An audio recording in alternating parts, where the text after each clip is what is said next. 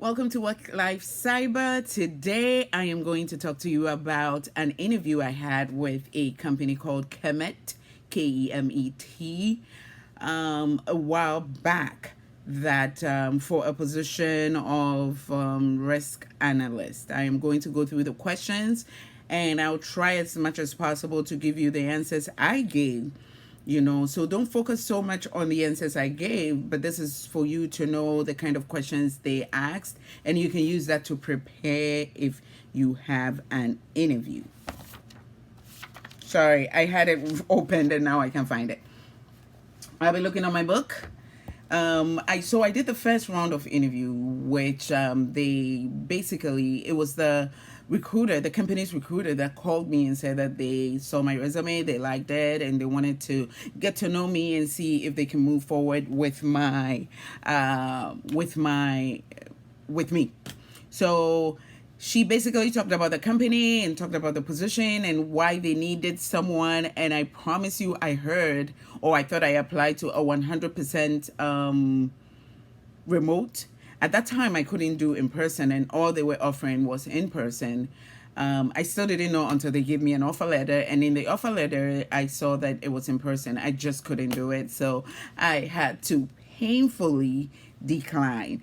But I'm going to talk to you about the questions they asked and how I answered them. Again, do not concentrate on how I answered them. It may be some grace that I used to get the job, but use it as a guideline to study and prepare for an interview if you're interviewing for a cybersecurity, a risk analyst. I am awake, I'm telling you. It's the end of the day and Hurricane Nicole is going on. So I hear the storm, I hear the noise, and then I get distracted. But I am so determined to make this long overdue video. The first question, so the hiring manager was, this is the second interview. The first one was really easy. It was getting to know me, getting to know them, the company, and things like that. So they didn't ask any difficult question. And then when she now scheduled a meeting for me and the manager was 3 minutes late. I did not mind at all. So when he came in, he said that he was sorry that he was 3 minutes late, and that he had they just had a baby, him and his wife, and things got crazy real quick. He didn't even realize how fast time had gone. And to which I said I didn't mind at all, and that I also just had a baby, so I totally understand. And then we went on to talk about babies for a good 6 to 8 minutes, which was amazing because it really relaxed the mood, the atmosphere. So I am grateful for that. And then once that chit chat was over, he went straight to the point because he knew that his colleague or the recruiter had already talked to me about the position in the company. So he went straight to the questioning and said that what is the differences between risk, threat, and vulnerabilities. I went straight to the point and I said, well, a threat is a possibility of any vulnerability. A vulnerability is the possibility of any threat happening, and a risk is when the threat has fully been exploited. I think that's what I said, but you can research or go to your notes of your school notes, whatever or Google and make sure. This question comes up a lot I've done so many interviews in all the interviews, and I will be posting the interviews I do, only the ones that hired me. Even the ones that didn't hire me, maybe I'll just post the questions on my Instagram or something.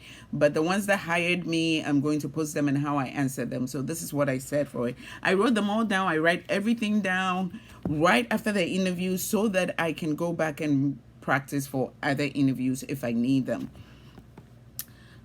How do you keep yourself updated? And this question I thought it was a trick question and really there's no wrong or right answers for this. However you keep yourself updated, but all these publications change so much. Like NIST, they are on NIST 853 is on version 5 now, I think. So at that time I was doing the interview, I think they were on version version 3, you know. So how do you keep, like, if these things happen, if they do an update to these publications, how do you keep yourself updated? They need to know, you know. If you a developer, how do you keep yourself updated with the new things that are happening in software world? If you are, you know, in any, even if you're a pharmacist, you need to do CPEs to keep your license current, correct? The same thing with this. So that's what they were asking. And so I'm like, oh, I am part of ISACA, I am part of CompTIA, some say CompTIA, some say CompTIA, I think it's CompTIA.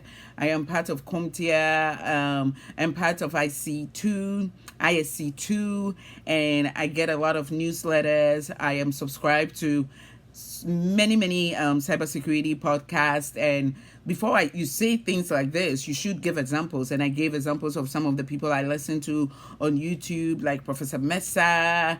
And with all these, I do listen to Cybersecurity Today, and they say a lot. Most of their podcasts talk about new updates and what's happening, what's new in cybersecurity. So maybe you might want to actually research some podcasts that you can join. It's a very good way to keep yourself updated. And then he asked, why did you apply to this job? Now, this one, I went to the company website. Before any interview, you should go to the company website and look at what they are about and see what attracted you to it. Again, there's no right or wrong answer to a question like this. You just have to let them know that you did your research. They don't want someone who will come in and leave when they get another job, which is probably the case, but you still want to prove to them that you did your research and you truly just didn't apply to the job, and that you found something with them that, and I talked about their core values, which is on their website, and their mission, and the fact that I want to be part of a company, a growing company, and I needed stability in my career. So I realized that they have done so much in only a few years. They've grown so much and they kept growing, and I want to be a part of that. I talked about their core values, like I said, which is mainly the family work-life balance, and that was very important to me because I had just started a new family, and as much as I don't want to ignore my work, I also don't want to lose myself in my career so much that I ignore my family. Yeah, for someone who had just had a baby, I think it resonated with him. So he was nodding and smiling and encouraging me on. And then he said that, tell me a typical day in your work life. If you don't have any experience, you can just, they probably won't ask you this question, but if you do, you tell them truly what a typical day is. I told them I first check my emails, and that takes a long time as a risk analyst because I'm getting incidents, I'm getting, and this is also our ticketing system. So I get a ton. That's my to-do list, really, my email. So checking emails alone can take 4 to 5 hours because every email, most of the emails are actually a task. Maybe there's a new vulnerability, maybe a new incident has happened. I have to log it in. I have to book a meeting right away to talk to the people who are going to mitigate it, and or the people who are going to solve the incident. So I go through all of this, and then while checking my emails during the day, there are meetings that other people have booked with me that I have to attend. So by the time I am done checking half of my emails, the day is almost over anyway. But all my emails are also tasks, you know, whether I emailed someone inquiring about some mitigation plan or anything, they're also going to respond. So it's a back and forth thing. And then sometimes I book meetings with vendors. If I get a request for new vendors, I book a discovery meeting with them right away. And I check my calendar to see what is pending on any mitigation plans. And then I follow up on that. So in a typical day, I am checking and responding to my emails, of which each one of them is a task. It can take 3 hours, and I don't skip emails. I try to go oldest to the newest, just reading them, going through them. And sometimes I see ones that are marked high priority, and I check them to see if they are truly high priority, and then I do them. Can you handle a fast-paced environment? I said, yes, my currently We have 5 in my team handling a 16,000 employee company. So it's fast paced, it's busy, and I don't limit myself to 9 to 5, which is our working hours. I go the extra mile. Sometimes after 5 is when I do my best work, or I go as early as 7 a.m. if I need to, because these times are very crucial to me, because no one has really come to work yet. Even if they're at work, they are not really bothering me. So it's a quiet time for me to catch up and or get other things done if there are so many things. So there's always things going on, but I do extra time in to handle any craziness that's happening. Um, what are some examples of malware? And to this, I mentioned 3, and he interrupted and went to the next question. So that was good because I couldn't remember other things. I think I said spyware, I said ransomware, I said Trojan. I may have said Trojan, or maybe I didn't. Trojan is associated with that condom thing, so I try to avoid it. It's so weird. Well, that was out of nowhere.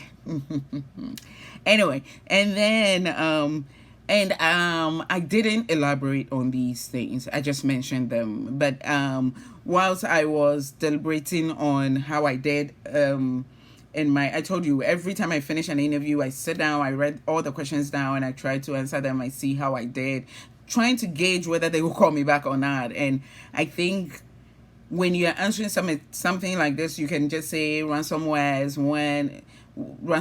when the hacker hacks into, freezes all your documents and says to pay something.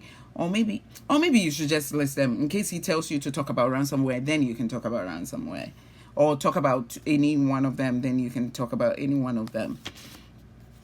And he said, I think there's one more. What motivates you? And I told him what motivates me, and because I said I am intrigued by learning. My kids motivate me a lot, and in any company, I feel like if the company is doing well, I want to be a part of it, and I want to. I do my best to see that the company is doing well, because that's a huge motivation to me, especially public companies that actually announce progress. My biggest motivation is progress. I think that's what I said.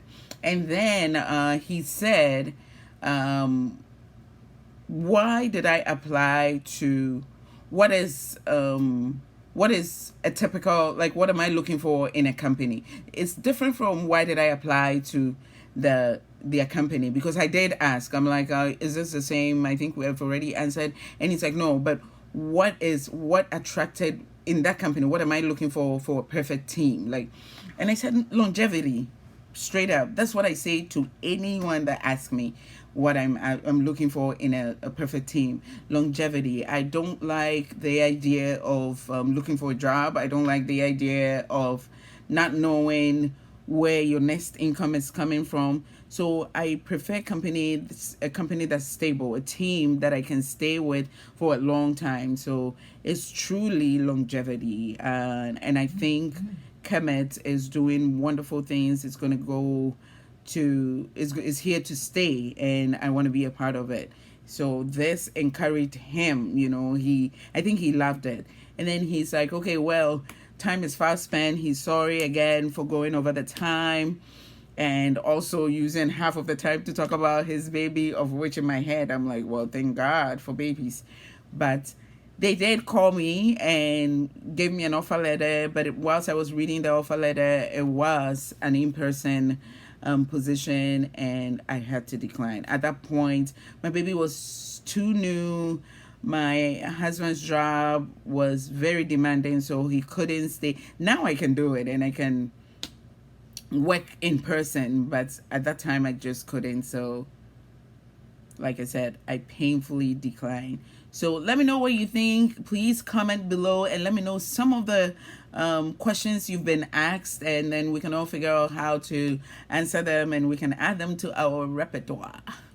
All right, I love you, and please subscribe. See you in the next video.